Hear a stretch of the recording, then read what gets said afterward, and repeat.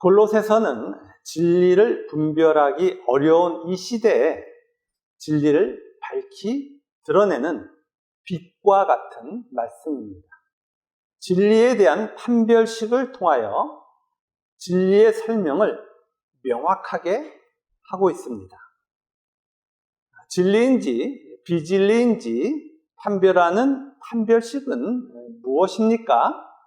진리의 열매인 믿음, 사랑, 소망입니다. 골로새서는 진리의 판별식인 믿음, 사랑, 소망을 기록한 후에 믿음, 사랑, 소망이 무엇인지에 대한 정의를 명확하게 제시합니다. 믿음, 사랑, 소망은 어떻게 정의하고 있습니까? 하나님과 하나가 되는 하나님의 모습으로 정의합니다. 이러한 정의 후에 골로새서는 하나님 자녀가 최종적으로 하나가 될 예수 그리스도를 설명합니다. 예수님이 누구신지에 대하여 명확하게 설명함으로써 예수님과 하나 된 하나님 자녀의 모습도 명확하게 정의하고 있는 것입니다. 먼저 창조주이신 예수님의 대속의 사건으로 예수님을 설명합니다. 예수님의 십자가의 대속을 통하여 우리들은 예수님의 나라로 옮기움을 받았습니다. 이러한 영역의 변화에 따라서 하나님 자녀의 실존은 세상과 다르게 구별됩니다. 즉, 예수님의 대속으로 죄의 형벌을 받은 우리들은 여전히 죄의 오염 상태에 있는 우리의 실존을 확인하며 하나님께서 죄의 오염을 없애주시는 자신의 존재를 확인하며 나의 삶이 바로 이것이 맞구나 라고 확인하는 겁니다. 예수 그리스도의 대속의 사건 안에서 자신의 존재를 확인하는 자들, 그것을 믿음, 사랑, 소망이라고 하는 겁니다. 따라서 하나님 자녀는 이 세상에서 죄의 오염이 찢겨지는 삶의 모습을 갖습니다. 하나님이 독생자 예수 그리스도의 대속으로 구원한 하나님 자녀에게 죄의 오염을 씻는 삶으로 인도하시는 겁니다. 그 삶의 현장을 성경은 고난이라고 정의합니다. 고난은 하나님의 자녀가 되면 모두 지나가야 하는 삶의 영역인 것입니다. 로마서 5장 1절 245페이지를 찾아갑니다. 로마서 5장 1절입니다.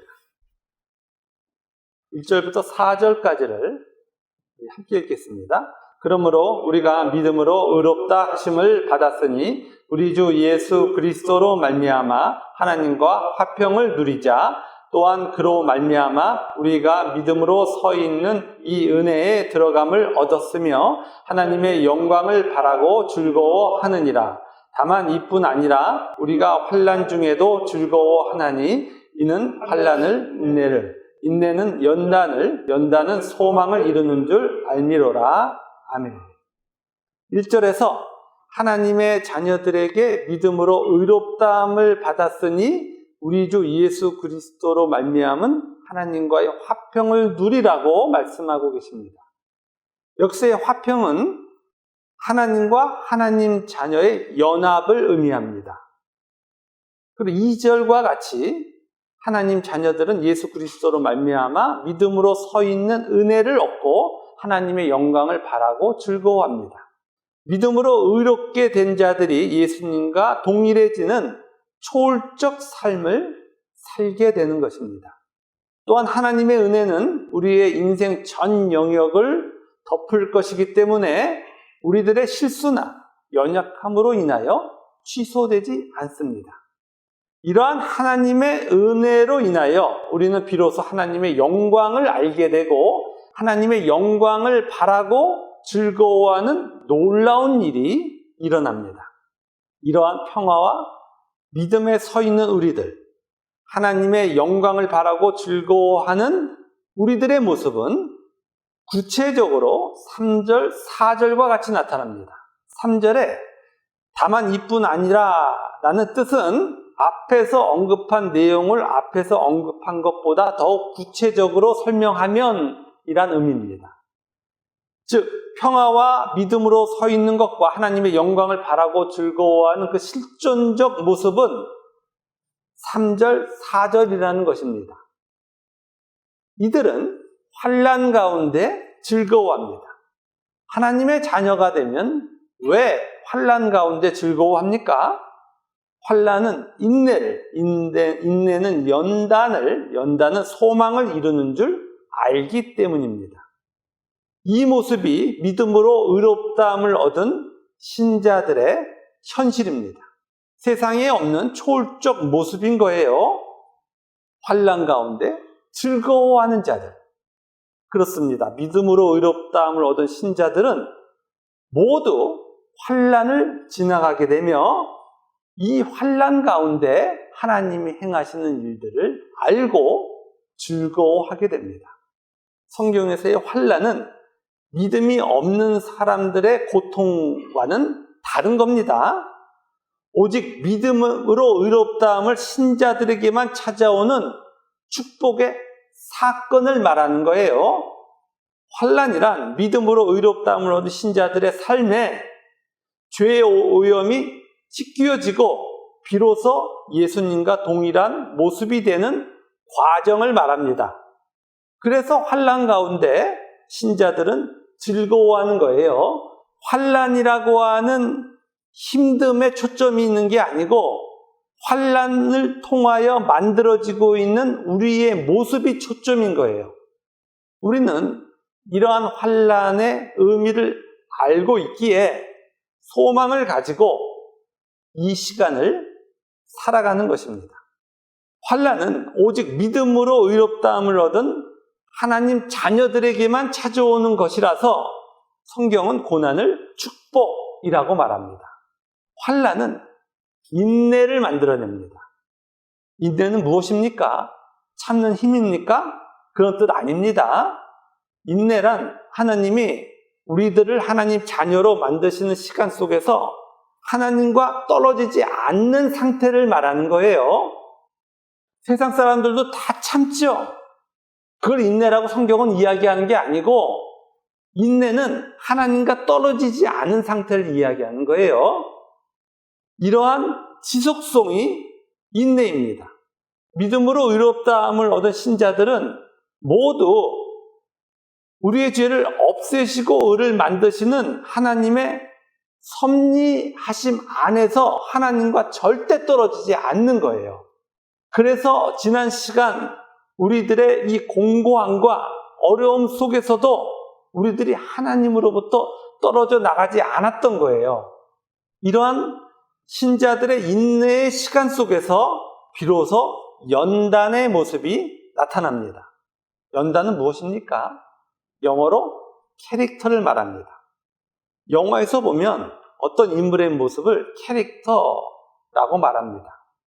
저희들에게도 인내의 시간을 거치면서 캐릭터, 예수님의 모습이 나타나는 거예요.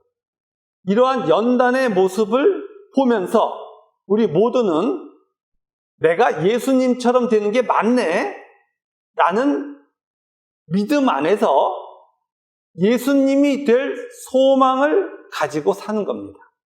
이처럼 예수님의 창조주 되심과 십자가의 대속의 사건 안에 있는 하나님 자녀에게는 고난이 찾아오고 이러한 고난을 통하여 죄의 오염이 사라지고 예수님과 동일한 하나님 자녀의 내용을 갖게 되는 거예요. 하나님과 하나님 자녀가 하나 되는 놀라운 일, 하나님과 하나가 된 하나님 자녀의 열매가 맺는 거예요. 반면에 하나님과 끊어진 타락한 인간이 자신의 욕망을 이루기 위해서 하나님을 동원하는 곳에는 비진리의 모습이 나타납니다. 골로새서는 판별식이기 때문에 진리를 설명드리고 비진리의 모습을 설명드리는 방식으로 제가 설교하고 있어요. 자신의 욕망 안에 하나님을 두는 자들의 모습이 비진리로 나타나는 겁니다. 교회의 모든 집회에 참여하고 교회가 요구하는 헌금, 봉사를 하나 자신의 소원을 이루기 위해서 교회를 다니기에 타락한 존재의 모습이 바뀌지 않는 거예요. 그래서 이들은 고난이 찾아오면 하나님을 원망하고 자신이 교회에 행했던 공로를 끄집어내기 시작합니다. 우리도 그랬어요.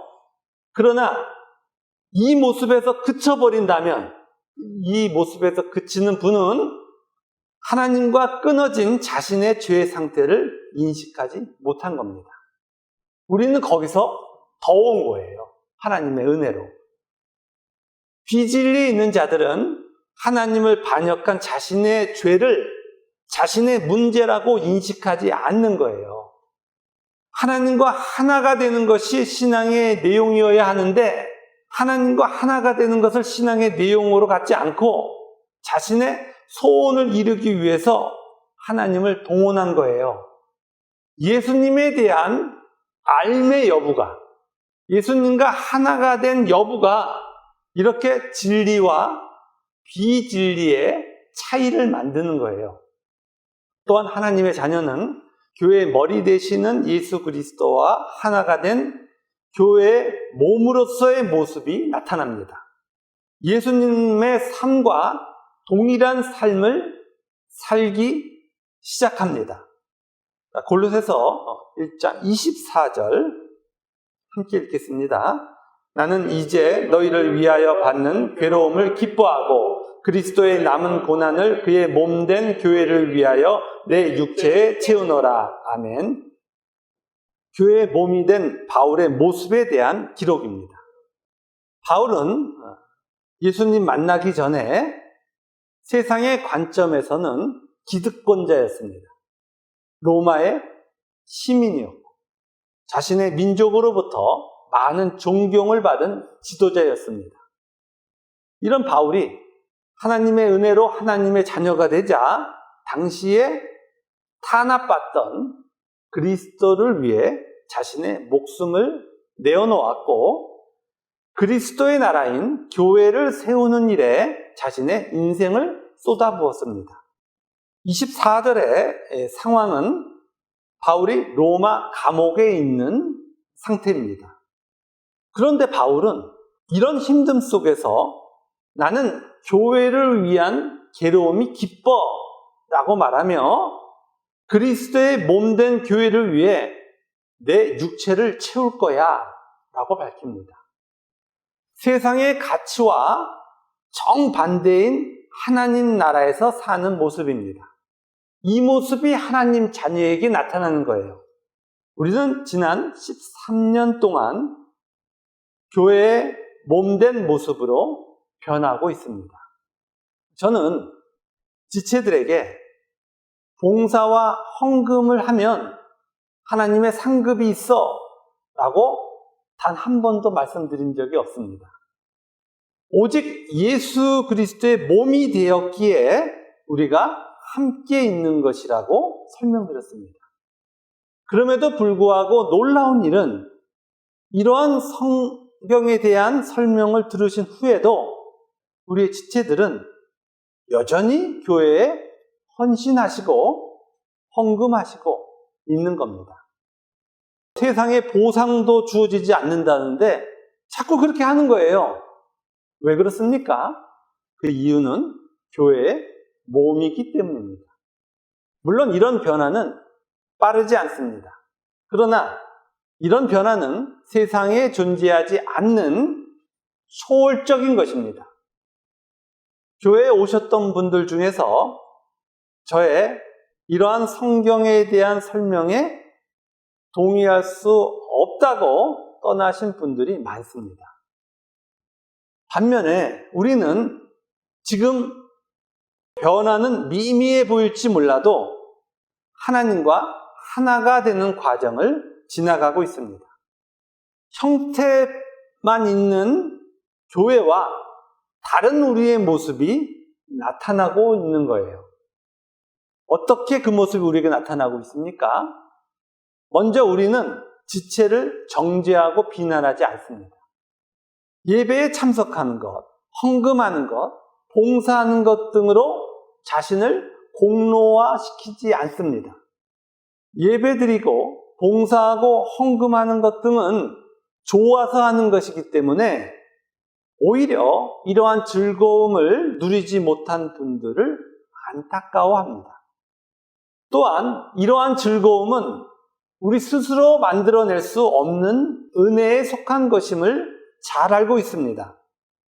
형태는 있으나 내용은 존재하지 않는 유사교회에서는 예배, 전도, 봉사, 헌금 등을 신앙의 측정 도구로 사용합니다. 모든 예배에 참석하고 봉사와 헌금에 전념하며 전도에 열심인 분을 믿음이 장성한 자라고 인정해 줍니다. 반면에 주일에 한 번 예배에 참석하는 것도 간신히 하고 전도라는 건 그 인생이 아예 없고 봉사와 헌금에 참여가 적으면 믿음이 적다라고 말합니다. 그래서 이곳에서는 이런 기준에 따른 정죄와 비판이 항상 존재합니다. 실제로 믿음이 적다고 평가를 받는 자도 자신이 받는 그 정죄와 비난을 당연하게 생각합니다. 진리와는 상관없는 인간의 철학이 만들어낸 교회의 모습입니다. 하나님과 하나가 되는 진리의 열매는 정죄와 송사가 아닌 믿음의 장성한 자가 연약한 자들 향하여 예수님과 같이 자신을 내어놓는 겁니다. 즉, 그리스도의 남은 고난에 참여하는 거예요. 그리스도의 남은 고난이 무엇입니까? 그리스도의 고난을 통하여 이루어진 하나님 나라가 세상의 역사를 통하여 구체화되는 것을 말합니다. 하나님의 자녀들이 교회의 머리와 몸이 하나가 되는 역사에 참여하는 거예요. 그것을 그리스도의 남은 고난이라고 말합니다. 그래서 이 그리스도의 남은 고난에, 즉 하나님 나라의 완성에 하나님의 자녀들은 자신의 인생을 다 쏟아붓는 거예요.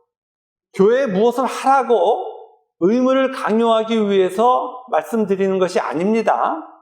교회는 하기 싫음에도 무엇을 해야 하는 강제적 의무가 존재하지 않는 곳이에요.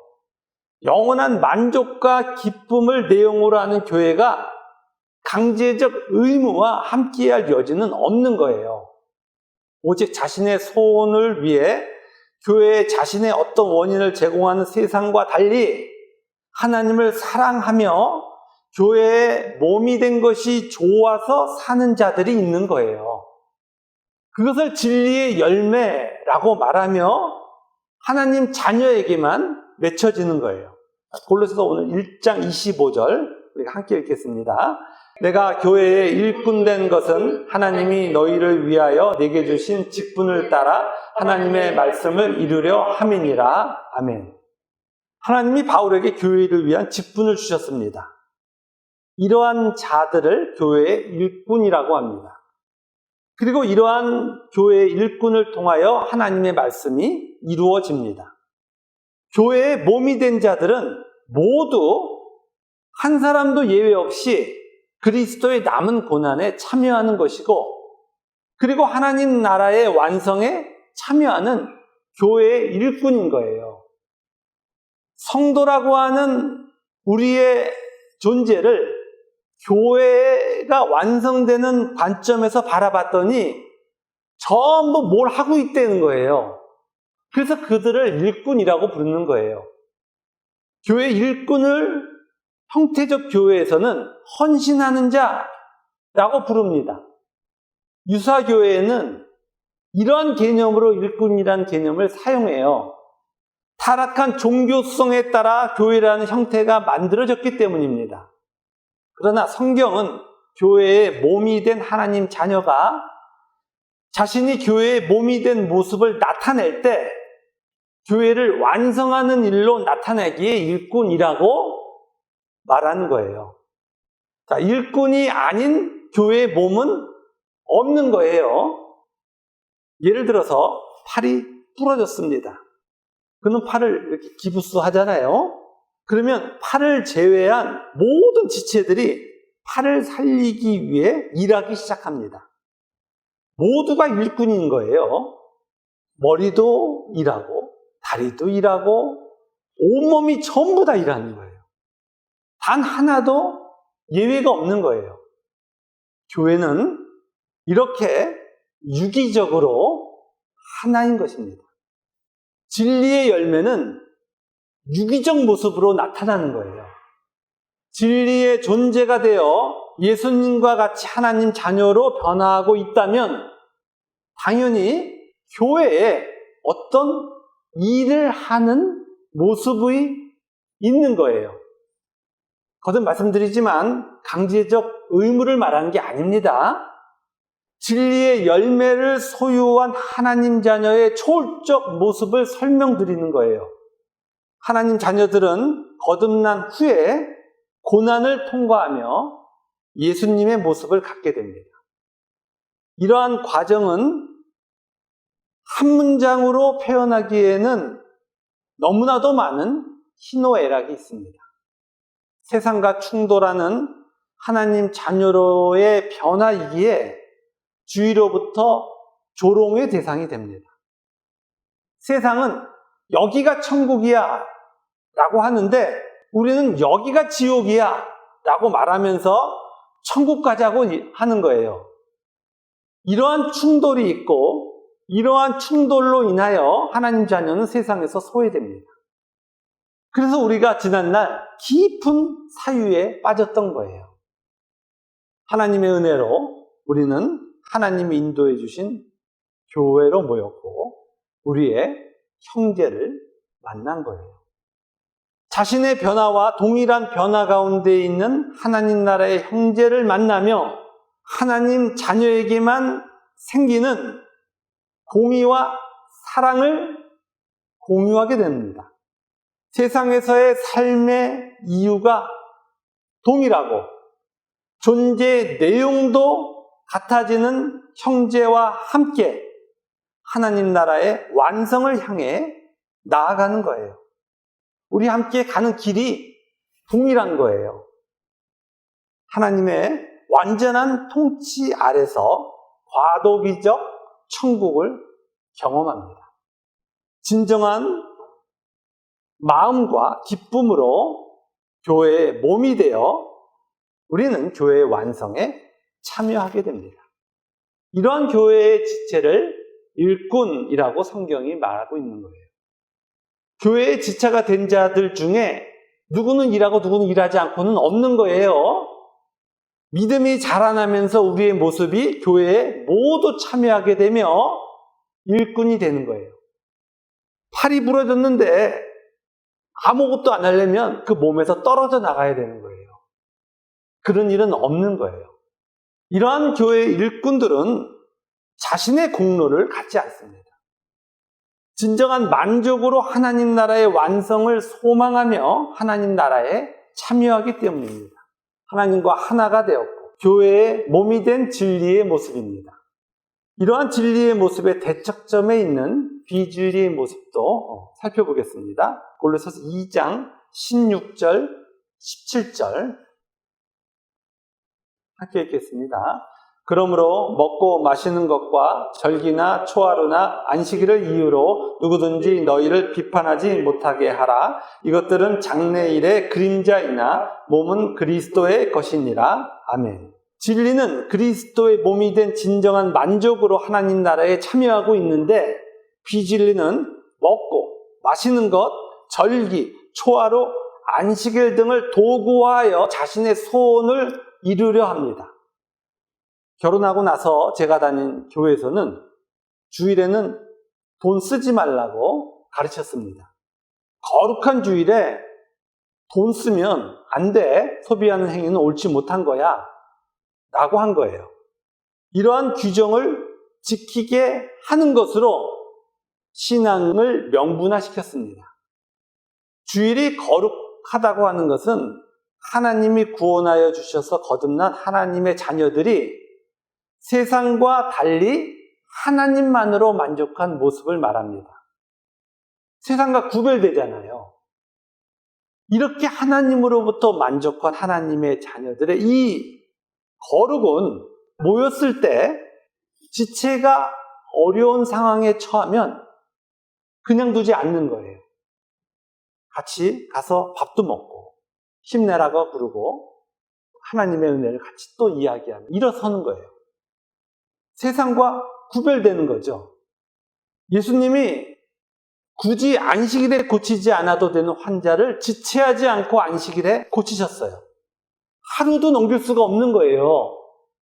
우리도 동일하게 주일날 하나님의 지체인 우리들이 모였는데, 형제를 만났는데 너무 힘들고 어려운 상황에 있는 지체가 있으면 같이 가서 따뜻한 국밥도 먹고 교제하면서 돈 쓰면서 그렇게 함께 걸어가는 길을 확인하는 거예요. 명분으로 주일을 정한 자들은 주일 아닌 날 정해서 만나면 되지 않느냐? 이렇게 말합니다. 유대인들이 예수님께 똑같이 얘기했죠. 주일 아닌 다른 날 고치면 되지 않아? 예수님이 뭐라고 그러세요? 한순간도 그 지체가 아픈 걸 찾지 못하시겠다는 거예요. 누구만 알 수 있어요? 그리스도의 몸이 돼야만 알 수 있는 거예요. 그 아픔을 알아야 바로 고치죠. 너희들 그 짐승이 구덩이에 빠지면 짐승도 그 주일날 끄집어내겠다고 그런데 난리치지 않느냐? 내 형제가, 내 가족이 그 힘듦을 있는데 하루를 넘기라고? 뭐 때문에? 라고 예수님이 말씀하신 거예요. 주일날 돈 쓰는 게 맞습니까? 안 쓰는 게 맞습니까? 돈 잘 쓰는 게 좋은 거예요. 그런데 돈을 못 쓰겠어요. 오늘 골로새서가 말씀하고 있는 것처럼 뭘 위해서? 내 소원을 이루기 위해 신앙을 명분화시키고 싶은 거예요. 교회의 절기를 전부 그리스도를 이용하는 데 동원하고 싶은 거예요. 절기는 모든 예수 그리스도를 가리키고 있는데 절기를 지키는 행위로 자신을 공로화해서 자신의 소원을 이루려 하는 거예요.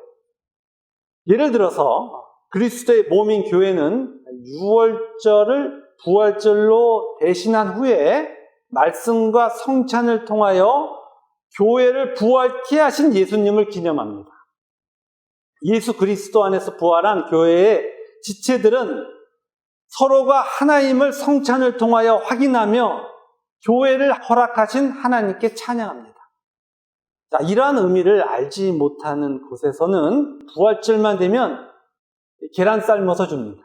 그래서 교인들이 부활절 그러면 전부 계란 먹는 날이라고 생각하는 거예요. 부활의 내용이 교회에서 사라지면 교회에는 계란만 남는 거예요. 그러면 왜 부활절에 교회에서 계란을 나눠줬습니까?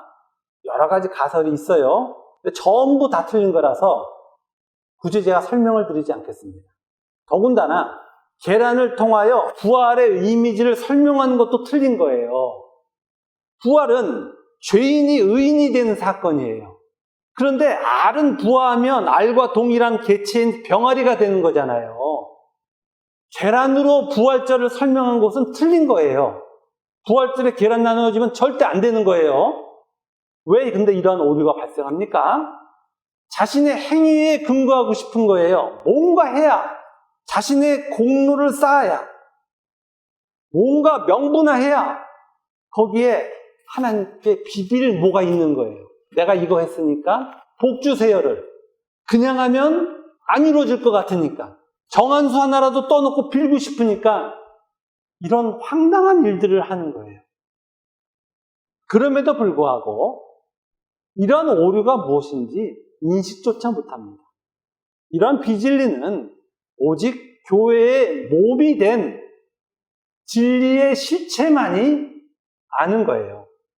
자신의 삶에서 나타나는 머리이신 예수님과 하나 되는 몸의 삶을 통하여 진리가 무엇인지 명확하게 아는 거예요. 진리를 알아야 비진리를 구분하는 겁니다. 자, 말씀을 정리합니다. 진리는 인간으로부터 출발하는 것이 아니에요. 하나님으로부터 시작하는 거예요. 따라서 진리는 하나님과 하나가 되는 모습을 갖습니다. 반면에 비진리는 하나님을 동원하기 위한 인간의 공로의 모습을 나타냅니다. 너무 명확한 거예요. 세상에 사는 사람 중에서 가장 비참한 자는 하나님을 자신의 종으로 삼기 위해서 자신의 평생을 교회에서 사는 자입니다. 최고로 악한 거예요. 교회라는 형태 속에서 자신이 만든 우상을 하나님이라고 부르며 그 우상인 하나님을 동원하기 위한 인생을 삽니다. 교회에서 참 하나님을 만나지 못하고 자신의 욕망 안에 갇혀서 자신을 공로한 후에 영원한 지옥에 갑니다. 반면에 세상에 산 사람들 중에서 가장 복받은 자들이 있어요. 하나님을 반역한 지옥인 세상에서 구원을 받아 하나님의 사랑의 아들의 나라에 속하여 하나님과 하나가 되는 진리로 사는 우리들입니다. 인간의 생명이 무엇입니까? 이렇게 왔다 갔다 하는 것이 생명입니까? 아니요. 참다운 가치를 갖는 거예요. 진리를 갖는 거예요. 세상이 제한할 수 없는 영원한 사랑과 공의의 존재가 되는 거예요.